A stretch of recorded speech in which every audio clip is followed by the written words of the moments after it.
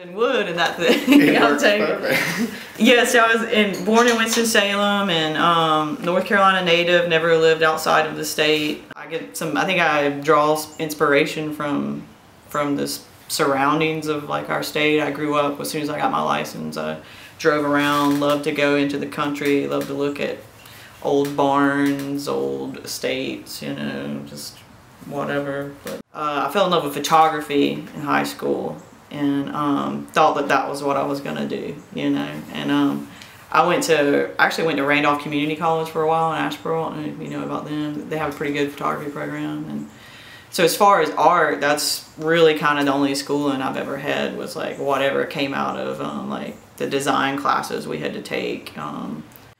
Ended up moving here around '98 and went to Cape Fear for a while, took that marine technology program because I just kind of like tooling around on boats a little bit.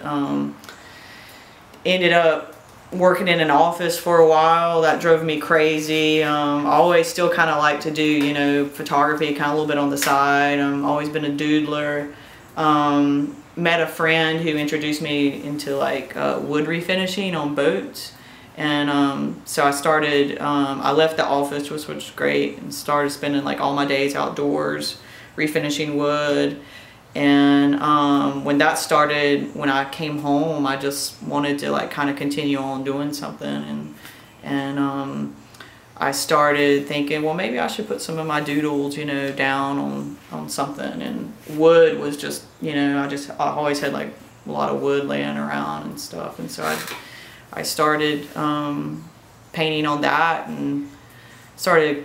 I don't like anything that looks brand new. I've never driven a new car. Well, maybe I never been able to afford one, but you know, I just like stuff that looks old bicycles, stuff that has character. So I thought, well, you know, I like kind of what I'm doing, but it needs to kind of, you know, I think it needs to kind of look like it's old. It's something that came out of, you know, your grandmother's attic or something. So I kind of started messing around with the process of making these paintings look old, and it's just kind of snowballed from there a little bit.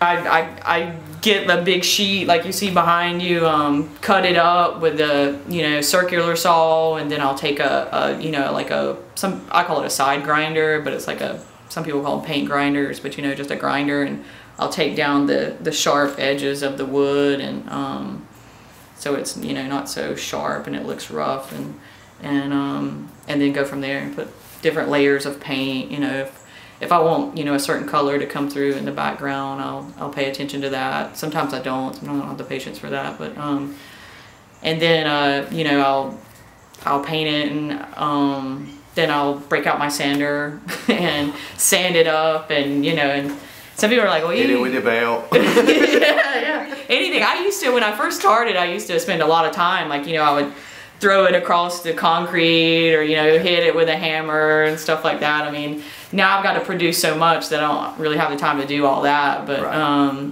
But yeah, and so I'll paint whatever I want, sand it up, you know, get it to where I like it, and then I do like this like kind of wax stain mixture I'll put on top of it, and that gets into all the grooves and the grain of the wood, and that's what makes it look old. And I think kind of that's what tricks people a little bit, like they think that wood already looks old, and then I'm putting a painting on top of it, where it's not. Like I'm putting the painting on and then I'm making it look old, you know. Right. So yeah.